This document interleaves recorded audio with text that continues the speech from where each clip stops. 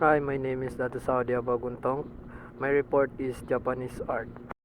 Japanese art has undergone a series of transitions and predecession, from being an insulated nation to the embracing Western influence and modernization. Japan has the transitioned into a modern culture, mixing fun. Kitang-kita kung paano naipasok ng mga Hapones ang mga lokal at katutubong materials na may mga modernong paksang kanluraning at mga focal point. The native religion of Japan is Shintoism.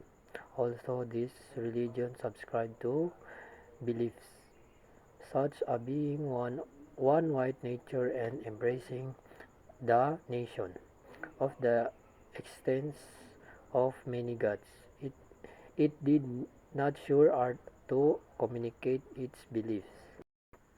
Nang ang Japan ay nagtatag ng ugnayan, pangkalakalan sa China, hindi lamang sila nakipagkalakalan sa kanila, kundi naimpluwensyahan din sila ng Chino sa kanilang mga paniniwala at gawain ng relihiyon.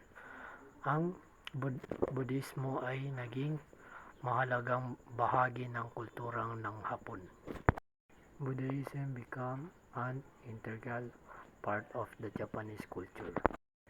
Ang mga likhang sining tulad ng mga imahe at skulptura ng Buddha ay ginawa. Buddhism templates also become a staples in key place. Art is in sense become an expression of worship for the Japan.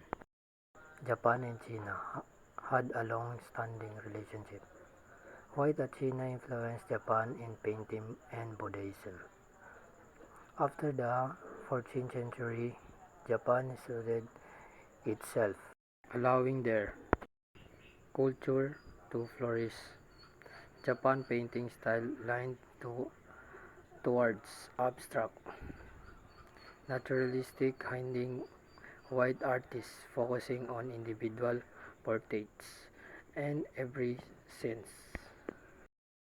Ang Japanese ukiyo, isang woodcut print technique, ay nagbibigay ng inspirasyon sa mga Western artists tulad nila Hiroshige at Sharako na naki-impluwensya kina Vincent van Gogh at Edouard Manet.